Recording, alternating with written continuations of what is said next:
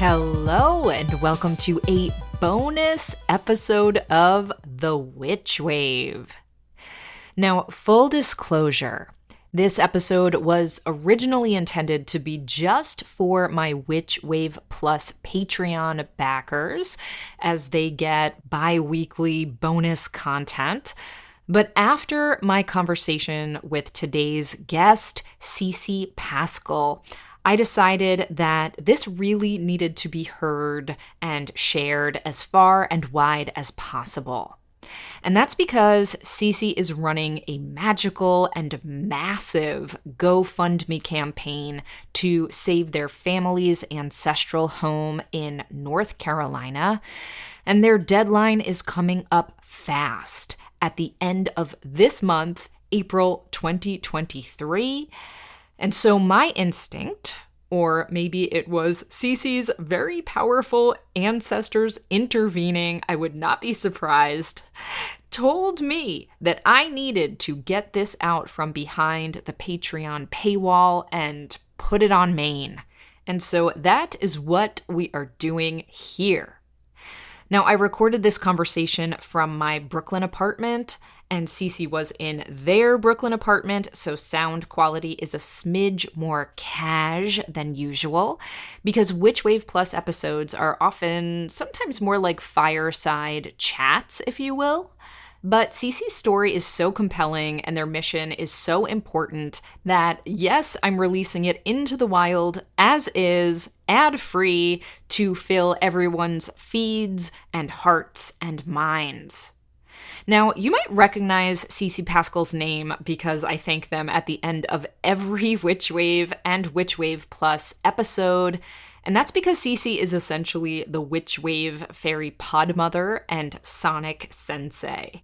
Cece is an award-winning audio producer and audio journalist and artist, and also my friend, and their encouragement and Zoom audio recorder 101 lessons and early editing of this show helped give me the confidence and support that I needed to launch this whole project, and I will always be thankful for that.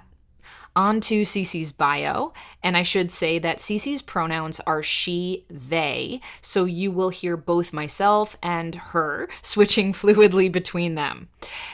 Paschal currently heads editorial content and development at the audio production house Molten Heart. She also teaches audio documentary art, most recently at the Salt Institute for Documentary Studies at Maine College of Art and Design. Their book, Audiocraft, The Art and Business of Making Podcasts That Mean Something, is out later this year from Routledge. Previously, Cece was the series editor of NPR's critically acclaimed narrative series Louder Than a Riot, about the interconnected rise of mass incarceration and hip-hop culture, as well as Malcolm Gladwell's Broken Record, and the award-winning independent show about intimacy and power, The Heart.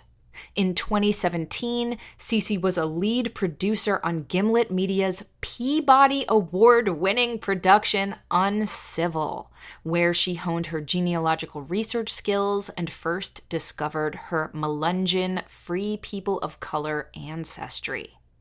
And as you're about to hear in our conversation, all of that is what led Cece on this deeply spiritual journey to connect with their own North Carolina roots and to heed the calling from her ancestors to protect and preserve their family's ancestral home, which you, yes, you can help with now by going to Cece's GoFundMe page, which is linked to via Cece's Instagram account, and that is Cece Paschal, CCPASCHAL, and we'll be linking to it in the show notes as well.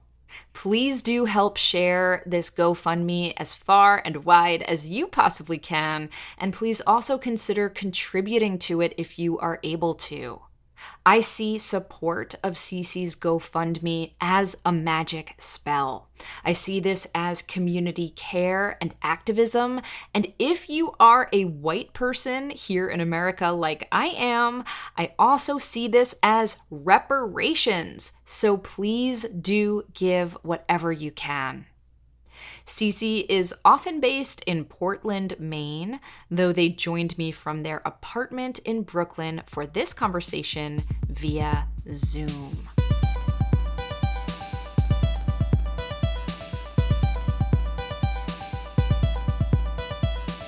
Cece Paschal, welcome to Witch Wave Plus.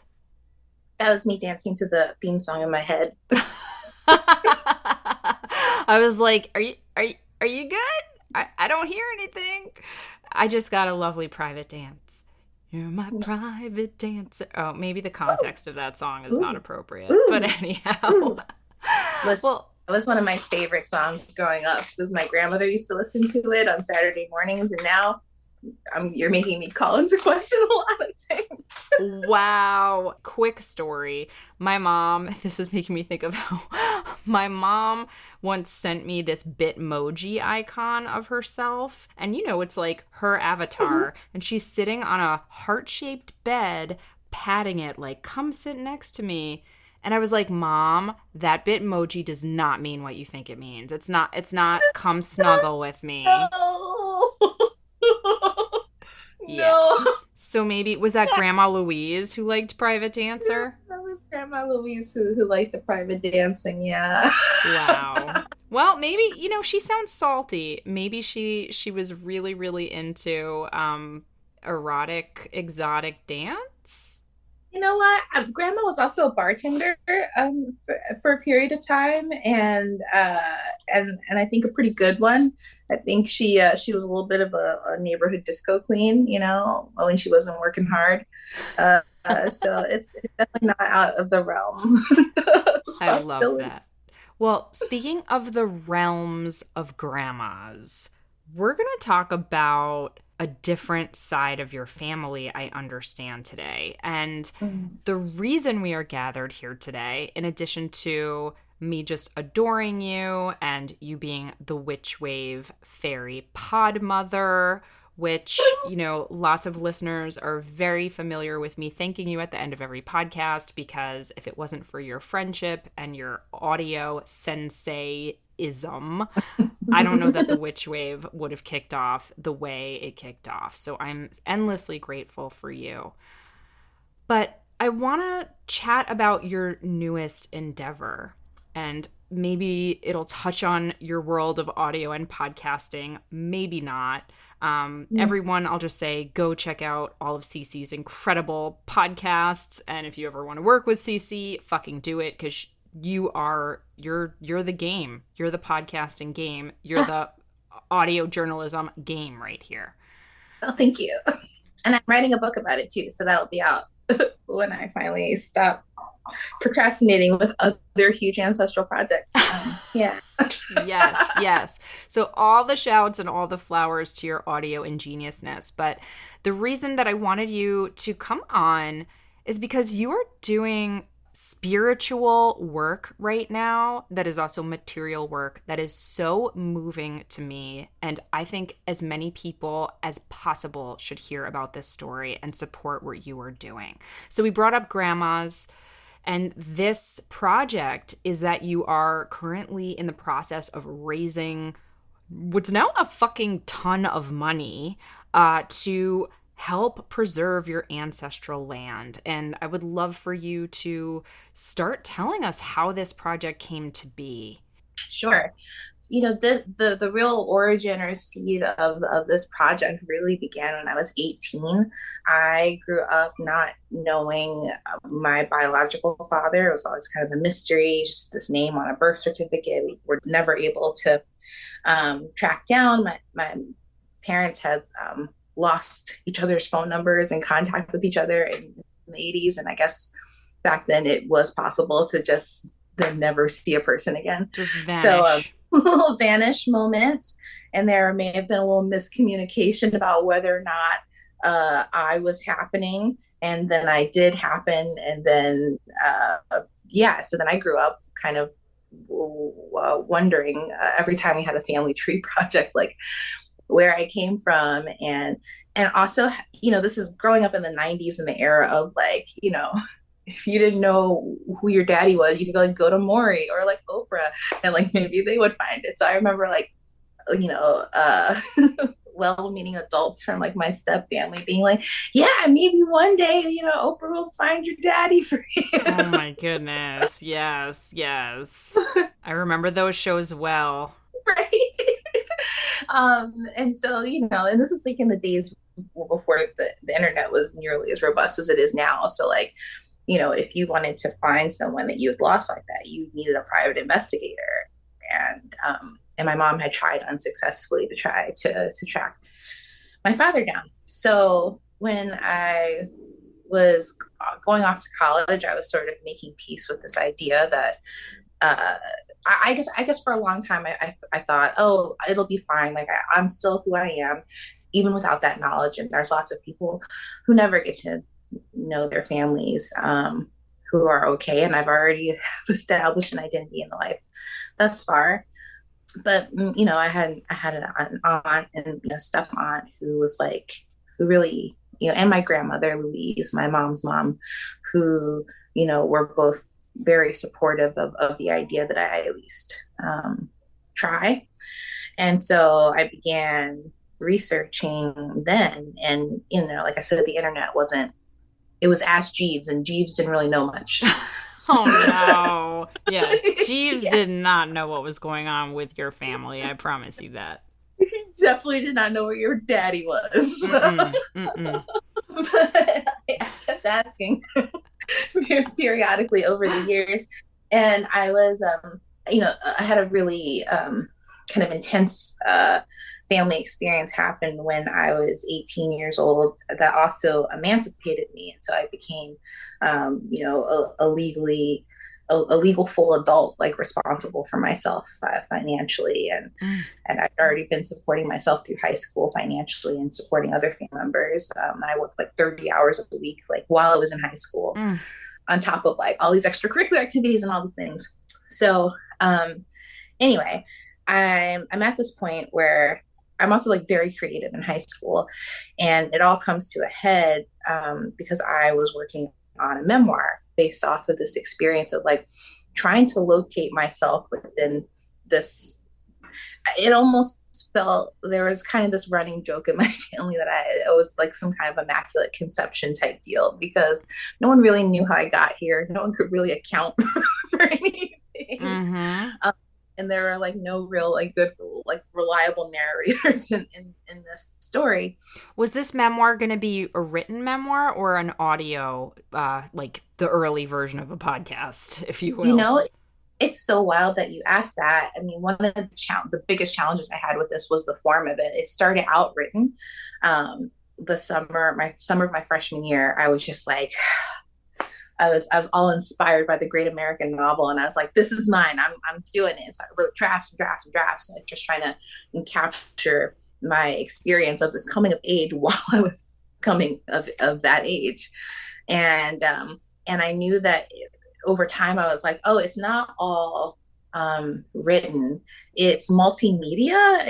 But at the time we didn't really, ebooks weren't even really like a thing like that. But I was like, I want it to be like immersive, and a thing that is, I'm also visually trained as a visual artist. I ended up getting my bachelor's degree in fine arts and painting and sculpture. So then, it became sort of like a graphic novel, but one that also had audio and video and hyperlinked elements. So So you were ahead of your time, my friend. yeah, so and trying to like explain this to people in like 2006 or 2007, Yep. like yeah.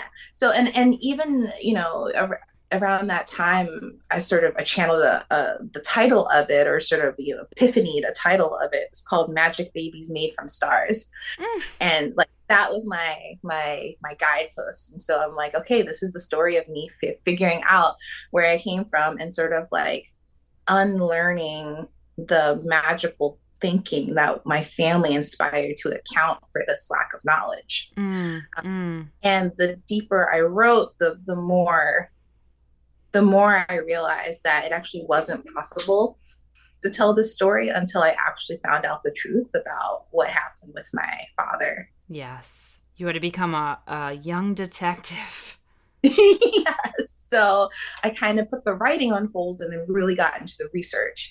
And it was a trickle at first, just because there weren't a lot of records online. And for a while, the trail went cold, and I couldn't really find anything.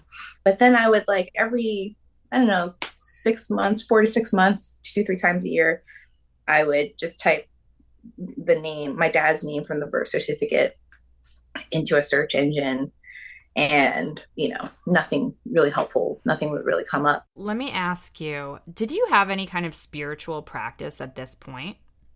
uh, that's also a question. I it's inseparable from my upbringing. My stepdad was like a child preacher prodigy. He was ordained when he was 15 years old, Wow. and was sort of the prodigal son within this Christian Black Christian family, who was like one of the founding families of like one of the biggest churches in Philadelphia. And Mm. so from the time I could remember being around people, and like that energy, that creative, um, that just sort of like captivating, being swept up sort of like energy, especially through like the song and the dance and performance of church, was always a part of it. But my mother is also a witch, like, and she for a long time did not use that word. I don't use that word to describe myself. I'm still on the journey to kind of figure out the language, but I think my experience is reflective of having a lot of exposure to things over the years. And like my earliest memories with my mom would be, she would take me in downtown Philadelphia to see her tarot reader in Old City. And like one time we like took like a horse and carriage, and we would have like these mommy daughter days. And then we would go like to Harry's occult shop on I South was Street, which is, just going to ask about Harry's. yes. So I was a toddler, like, and I didn't, again, like I didn't have context for this until I got older, but like it's always been there, like the smell of incense, the velvet, the bowls full of rocks, and I just remember like playing and all the crystals. And so I Yes. had both of these forces like very equally present in my life. And my mother also practiced Buddhism for off and on before I was born, like when she was carrying me, I believe, and then also when my mom and stepdad separated. So there was a period of time where I was also introduced to Buddhist practice for about 2 years. Mm-hmm. So yeah, I had a very spiritual upbringing, but not one that fits into neat thing at all. Yeah. Mm-hmm. Mm-hmm. So eventually you find out more information, and Jeeves maybe isn't more helpful, but maybe some other sites are. And this leads you to what? Yeah, so in 2015, I believe, or well, fall of 2014, it was time for my biannual search for your dad on the internet. Mm-hmm. So I did that, and then this time I was like, maybe he's no longer with us in this realm. And so that had been a thing I'd been kind of thinking about, but hadn't really been ready to like investigate. But this time I typed in his name, or what I thought was his name, and obituary. Mm. And the first thing that popped up was this beautiful Black woman with glasses. It was a black and white photo, and she had like, it's really pretty kind of cropped, curled hair, like a high school graduation photo or something. But she resembled me, and was I was really shook. And so I was like, okay, well, maybe I'm just sort of like, my brain is really trying to make connections here. So I'm like, okay, well, why did this search result come up? So then I look into like the section of, I should also mention this person. It was the pamphlet from their funeral, and they had just passed away about 2 weeks prior. So this was like very recent. Wow. And I looked into the survived by, and that's where I found my dad's name listed. And I learned for the first time that the name of my birth certificate was wrong. It had a different middle name. So I took that name that I found in the obituary and I searched with that. And then, boom, I got all the vital records. Whoa, I have chills right now. My body is buzzing.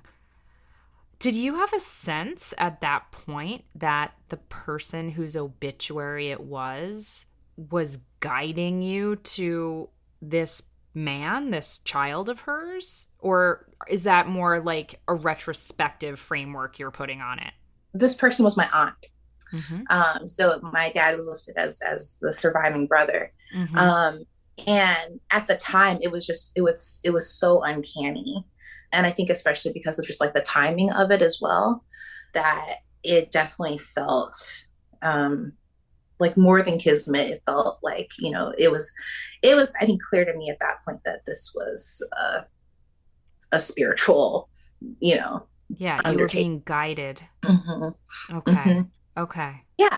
So that was like the first real connection. And then from there, because I finally had the right information, I was able to bring together some other things. I'd reached out to some people that, I mean, again, I didn't have full context. So I didn't know like if my dad was married. I didn't know if he had been married when I was conceived. So I had all these other things to kind of work out about like how was I going to actually contact this family in a way that like wouldn't freak them out, Yeah. or I knew I had just a small window to like gain their trust and like introduce myself and do the whole thing. Mm. um but also was just like very aware of the responsibility of being like showing up to someone, and I was almost 30 at this time. So I was just Yeah. like, yeah, hi, I exist, don't know if you know about that. Mm-hmm.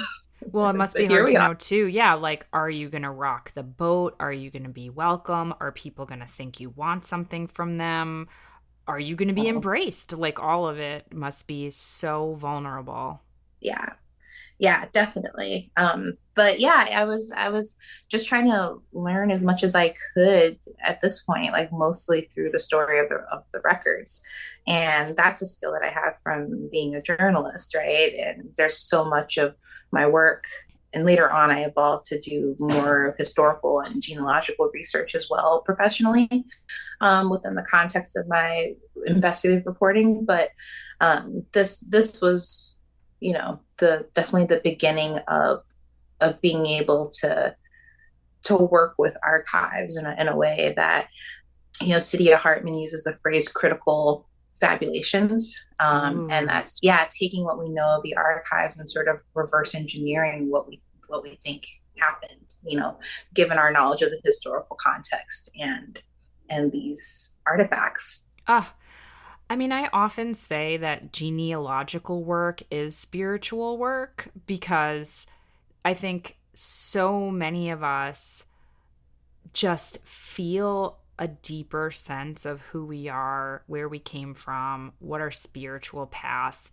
is or has been once we find out more about our ancestors and our families. And I realize that not everybody has that privilege. But I'm really happy for you since this was something you were searching for, that it led you to have a little of the mystery revealed. And a real anchoring in my own physical power. Like there is something about, when I finally did connect with my father, and we got paternity tested and the whole thing, welcome to the family. I got a surprise extra sister that month too. It was wild. So Yep. but part of the introduction was my father took me to the place where he was born and spent the first 10 years of his life before moving to Raleigh, which is called Spring Hope, North Carolina. And it's about a half hour away from Raleigh. And there was something about, by this point, I'd also had gotten a chance in that same trip. My dad took me to meet my great aunt Thelma, who was my grandmother's sister, and she Mm. at the time was the last living sibling of my grandmother's generation. And so that was like such a special and meaningful connection to be able to make.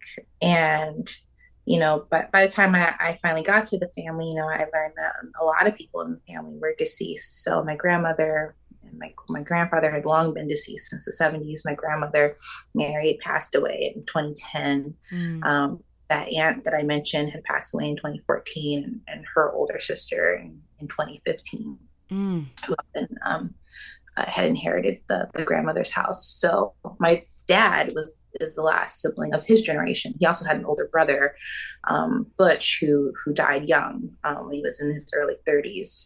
So there is a real sense of like getting to the party like as it was ending. Mm-hmm. Yeah. Yeah. It must feel really bittersweet to discover you have all this family and also discover that you missed knowing them here in the material world by just a few years. That's really heartaching. Yeah, that part is like really hard, and it's also really hard because the other aunt, my aunt Brenda, who is the oldest, like I'm like a doppelganger. Like when I saw her picture, I like gasped because I was like, did I go time traveling? Like I already existed here. Um, Yes. and my grandmother Louise, who was my mom's mom, when she saw pictures of my dad's family, she was like, and also she was a human paternity test. So she was Louise like, knew things. she just knew things. She could look at a baby and be like, "That toe is crooked. That is not the father." Like, and she. There's a couple of cousins that, anyway, but We won't open all the cans of worms right now, Cece. This is not Maury Povich. Maury Po witch? Oh, stop it. oh, Please fire oh, me. I'm going oh my home now. Oh, I gosh, am home. okay, that's the that's the extra So bonus episode. so stupid. This is what happens when I get silly with you. Anyway, let's keep going. Let's keep going. Yeah, so my grandmother was like, "Oh, like you are of these people. Like, obviously you're my granddaughter, but like your body, your blood is of this line, your father's line." Mm. And like she's right? It's like all the physical characteristics, but along with that also comes like now all this knowledge of their early deaths and their health issues. And I'm sure some of it was external and environmental, but it anchored me to my power by making me come face to face with mortality Mm. in a way that felt so abstract before when I didn't know who came before me. Yes. Yes. So, wow, I have so many questions, but I'll just trust my instincts and ask for you to go a little deeper on what was that power? Did it feel Mm, like did it feel spiritual? yeah, and I started by talking about the premise of that book that I was writing, because that book is 1000% like a spiritual project. Like even when I was 18, I knew I was like, oh, a casual existential exploration of my place in the universe, vis-a-vis various like mythology Yeah. Yeah. of the cosmos. Yeah, that's not a spiritual project. 100%. 100%. So let's catch people up to where this has led you in terms of the project that you just launched. So you meet your father and all of these other connections of your family history on his side of the family come blazing through, and you're learning about this and piecing it together. And then what happens? So yeah, so it was like just such an exciting flurry of like exchanging information when I get to the family. I'd also been I was pretty well into my career as a producer at that point, and I had just worked on this show called Uncivil, which was about sort of stories of how Black people freed themselves, and the things that led up to the Civil War and how they're still present And today. excuse me, Cece, you won a Peabody Award for this, as did your colleagues, and I will never stop shouting that from the rooftops because I'm so fucking proud of you. Thank you. Yeah, no, you Genius. keep me honest. I mean, yeah, okay, we want a Peabody. Um, Keep you shining. um, and and so one of the episodes that I was the lead producer for was started with this question: how did slavery become legal in America? Like, how did it become codified? And they gave me one guy's name, John Punch, who was the first legal slave person enslaved in America's history. And and I was supposed to connect him to Barack Obama genealogically. Wow. That was the premise, and they were like, "Go, have fun." Did they have any proof that that was true, or This is a little spoiler alert for anyone who happens to listen to the episode. It's called The Sentence. But yeah, there had already been a report that Ancestry.com had published that had linked them okay? as direct descendant.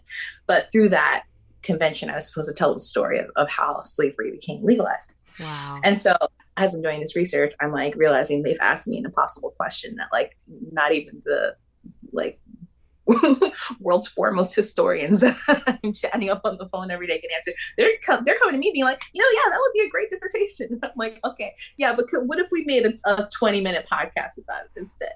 Oh my goodness. Wow, wow, wow. Ooh. But what ended up happening was that through just like sheer persistence and force of will and wanting to keep my job, I like ended up finding this other thread about the fact that this is actually the story of like what happened to mixed race people as laws about slavery were being devised like literally under their feet.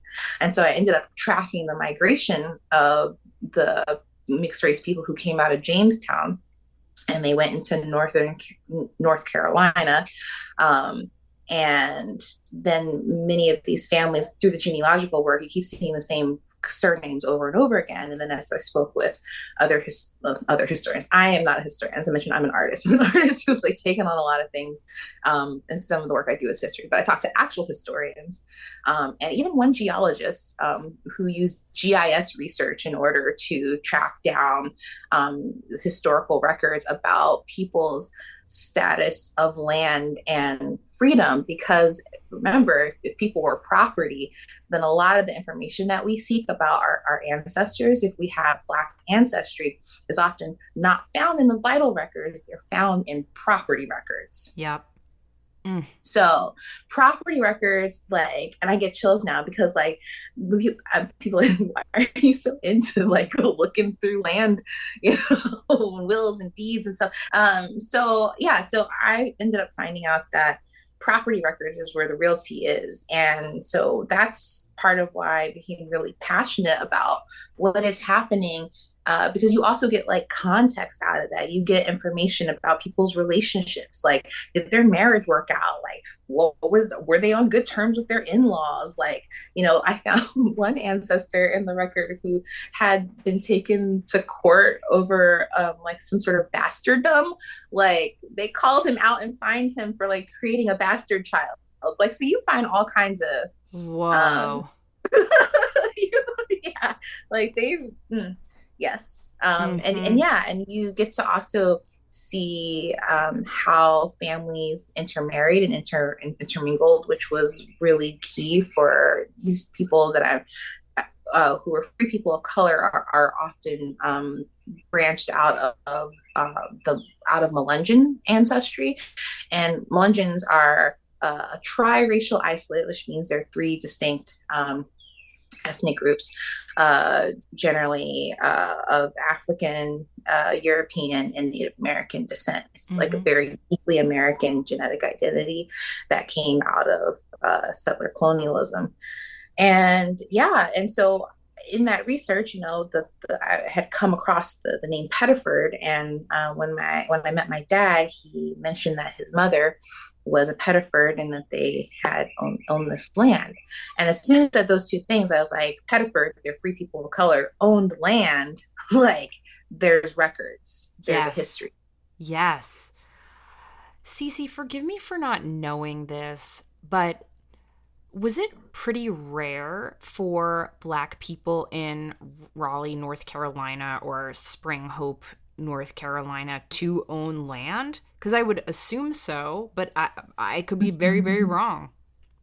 Yeah, it was very rare. And that's what, like a bunch of what I learned when I was researching the codification of slavery, right?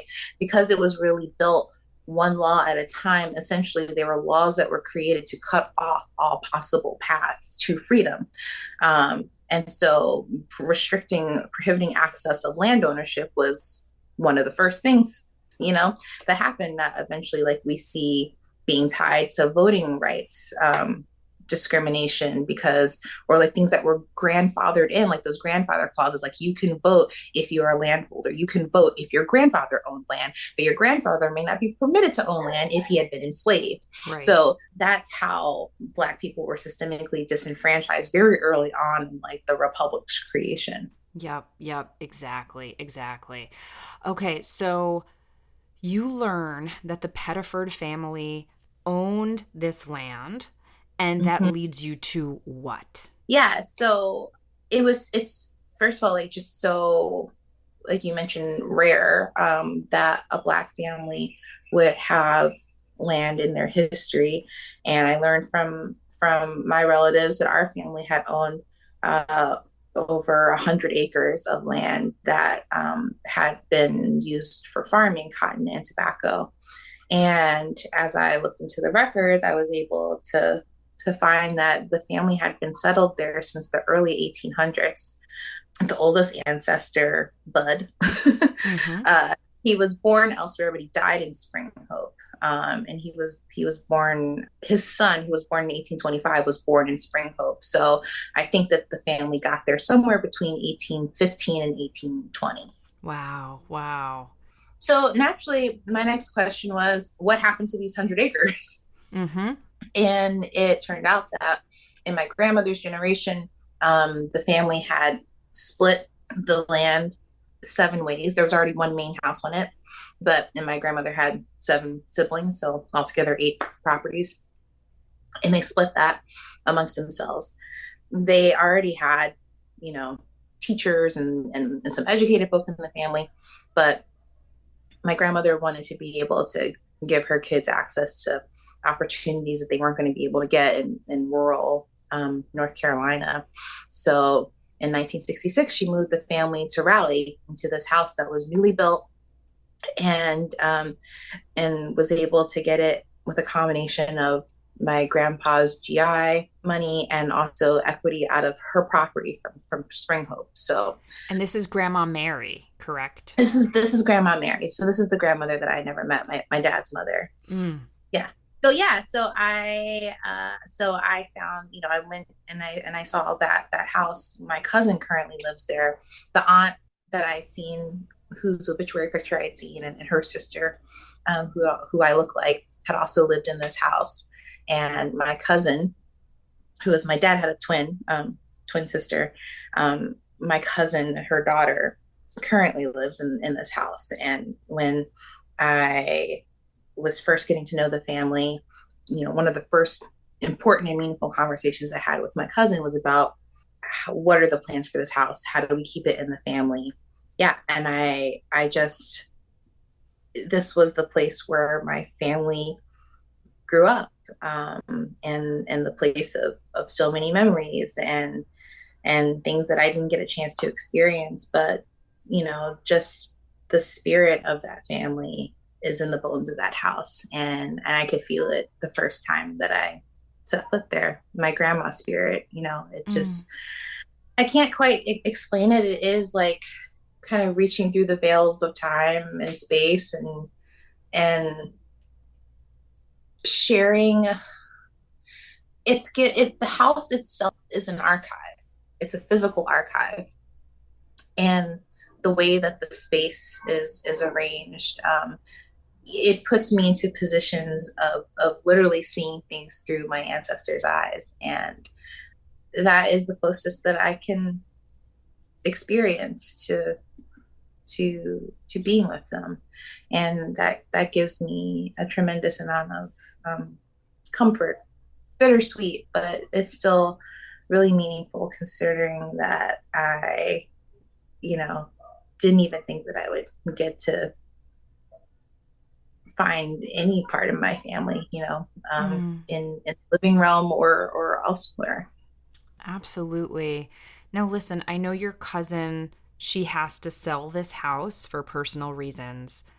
And I know Mm-hmm. that it is your mission to make sure that your family's legacy of land ownership is still preserved in this ancestral homeland of yours. And to that end, you recently launched a GoFundMe. And the GoFundMe is called Down Payment to Save a Free Black Family's Legacy. You currently have a goal of $50,000.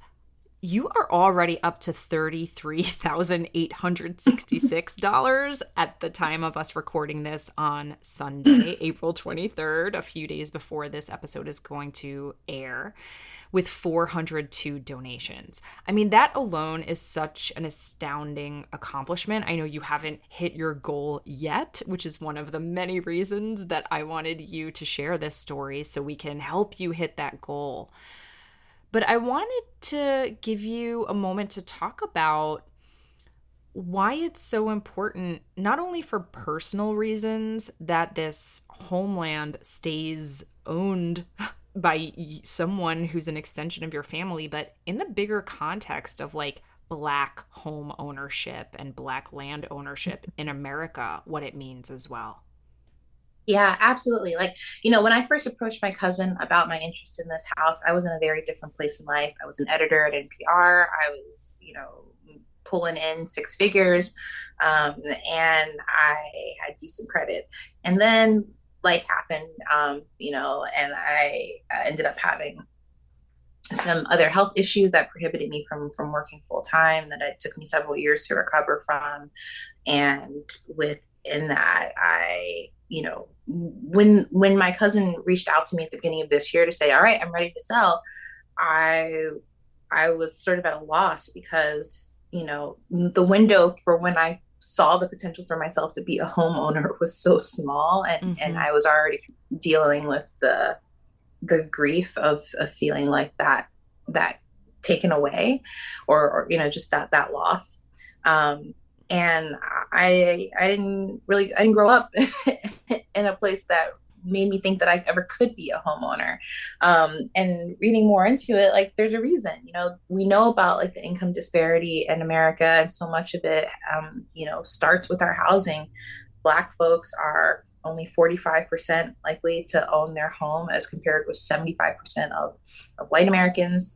And while there was a period of time where that gap was tighter, we're back to where it was when my grandmother bought this house in the 60s. Mm. Um, so there is this way where, and then things like balloon mortgages and all of these ways that, like, particularly low income Black folks get systemically, blocked out of being able to retain these things. So yeah, even the challenge of keeping this house within the family has been difficult, and many different family members at different points have taken on the responsibility of trying to carry it. And the reality is that it there are just so many barriers. There are just so many things that, even if you're showing up to work every day and you're doing all the things, and I look at myself as that case. Like, I do a lot of therapy to, like, not blame myself for not being in a position to be able to buy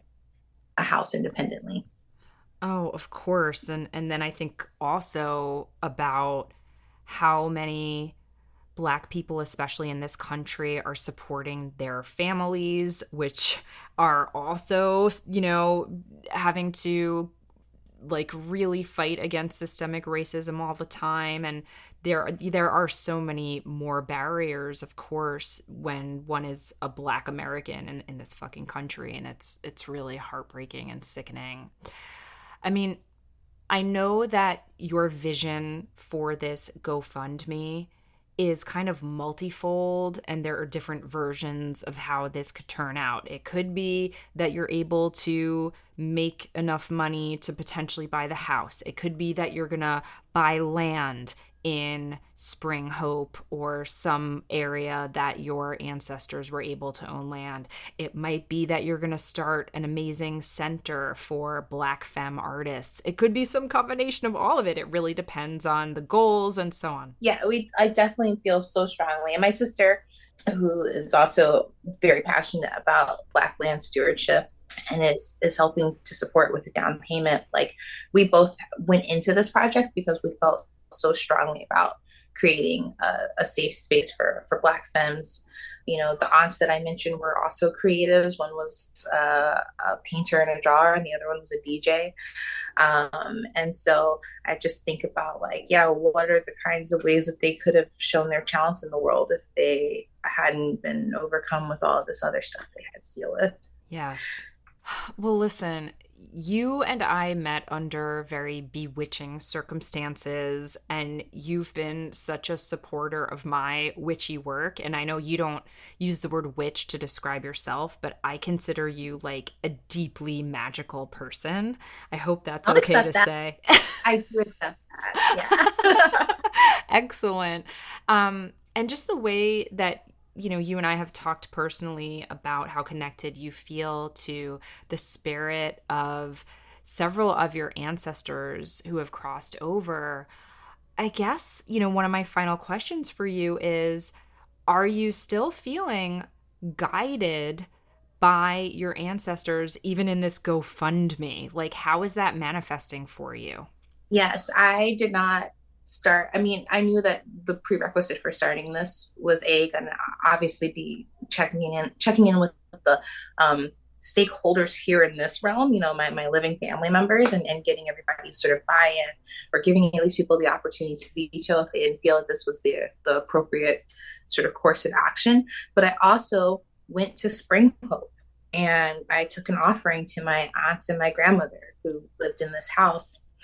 And I asked them if they had any PR contacts, or like if they had any like connects in the realty world. Like, I don't know. I was just like, thank you like so much for the opportunity to steward this, and I'm willing. And also, I need help. Yes. Like, if this is going to happen, it's and this is a whole other conversation we can have another time. But like, having boundaries with yourself and also with spirit, of being like very clear and direct in what you're asking for, so, and what you're available for. And yes, so me coming and saying yes, I'm open, I'm the information to be channeled was already there. Like, the information, like when I said yes, all of a sudden, like, I got all these other like ancestry.com like notifications. Like, I swear they'd be using ancestry.com to text me. I'm saying ancestry.com, like, they need to pay me because I talk about them so much. Ancestry.com has really helped my spiritual work, and so I'm not surprised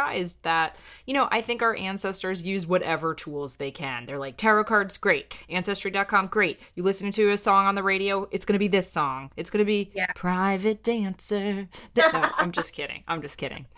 Wrong side of the family. Well, and I know for what it's worth, I may not use the title witch for myself, but there is definitely something like magical and I have a deep connection with the spirit world, and I'm really still at the beginning of my journey of understanding the ways that my gifts show up as a channel and a connector and a communicator. Because when I am open to it, it comes through my research, it comes through my work, and it's a lot of kind of quote unquote lucky breaks. But I don't think it's an accident that I am in this position and I'm stewarding this project, and that I am doing it with help from the human and the spirit realms. Absolutely. And you have the skill set to do it. You also were, given these different projects that helped you deepen your skills in order to then like set you on this path. I mean, I'm all about following the trail of cosmic breadcrumbs, as I'm so fond of saying, and it feels like you've been doing that with a lot of trust and a lot of faith, a bit of surrender. I'd love to invite you in our last moments together, Cece, to just like put out whatever requests both to our listeners here in the material world and to any spiritual beings who, I don't know, are fans of this podcast. Oh my God. I love that. Yes, I know for sure that they're just like listening to the radio waves out. Whatever pieces. Absolutely. Absolutely. So what requests do you have? What would you love for us all to hear, and how can we support you? Oh, thank you so much for asking, Tam. At this point, what the campaign really needs in its final week is just visibility. I mentioned that there is a hard deadline with determining if we're able to get my grandmother's house, just because my cousin does need to make that determination by the end of the month. And I, as this has become more of a reality as it's being funded, I'm also sitting with more specific numbers in the budget that are helping me understand that yes, I am a steward and I am dedicated to this, but I also, like me, Cece, as a person, cannot go into personal debt. It defeats the entire purpose of the intergenerational healing that is happening here for that to happen. So, like, my goal, would be to get this $50,000. That would allow me to meet the difference between the mortgage I was pre-qualified for, and also give me just a little bit of wiggle room in that budget for closing costs and GoFundMe fees and all that kind of things. But ideally, like if I had to just like sow my wildest oats and my biggest Yes. dreams, it would Yes. be as much of this house, if not, let me just speak in like, it's my dream. I would love to be able to like buy this house in cash. I would love to be able to do whatever we would like to do with the property, like as soon as it comes to our possession. And that would allow us to be able to turn it into a rental property and to turn it into a retreat for Black femmes and all these other things that get more complicated with the different types of loans, and also would require me to make a much more substantial personal changes in my life to be there full time. And so as I'm just thinking about this, I'm like, I would love to just be able to own this house, for it to be in the family, and for us to just get to work with the healing that happens within our communities and within our family. Yes. And I'm just reflecting back what you said to you, that you don't want to have to suffer. You want this to be sustainable. You want this to happen in a manner so you, Cece, can thrive, so that the legacy of your ancestors can be even healthier and more abundant and prosperous and vital. And I imagine that that is what their wish would be for you. Don't you Yeah. agree? Yes. And I will say lastly, I had a lot of like, uh, I wanted to make sure that I was managing this campaign in the most ethical way possible. And I knew that I personally wouldn't feel comfortable like taking people's money if I didn't have like a plan B for what happens if like we didn't meet the money and we still raise money, but we couldn't do anything with it. And so that's where, you mentioned a little bit about the land in Spring Hope. And so there are, I think it's possible at this point, now that we have some money, to really just like start buying up lots. And I already was able to get in contact with one cousin who does have some acreage. So even if it's just starting with the lots, like I will buy back, I don't care if I have to buy back my family's land one lot at a time. Like we're going to do this. And maybe it's just the land for now. And then down the line, we're able to like, build an A-frame cabin and then, whatever. But like, this is going to be a plan that grows. And yeah, I just want to thank everyone for helping to water these seeds, and help bring this dream into reality. Ah, beautifully said.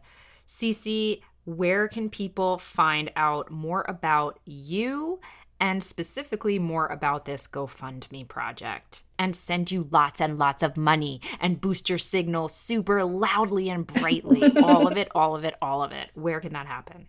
Yes, yes. So you can follow me on the internet. I'm on Instagram at CC Paschal, Paschal. I'm on Twitter at Chiquita Paschal, Chiquita Paschal. And in both of those places, you can find the GoFundMe link clearly posted. Appreciate whatever you can give if you're in a position to, but also know that sharing and visibility makes a huge difference as well. I would just love to get this in front of some fresh eyes, some new communities of folks who also share these values and want to support this project. Beautiful. Cece, I am just so moved by this story and I'm so excited about its next chapter. I mean, you're already such a success, but I know there are many, many more dollars and many, many more bright and shining lots and maybe buildings and so on in your future that are tied to this beautiful mission and this beautiful intention. And I don't know. I just love you and I can't wait to see what happens. Thank you so much, Pam. I love you too. And thank you for all the support, and all the magic sparkles that you bring into my life and the lives of everyone else. That's it for the show. Many thanks as always to Matt Freeman, Laura Antal, and yes, to CC Paschal, doubly so. And thank you all for your support and for listening. Witches are the future. I'll catch you next time on The Witch Wave.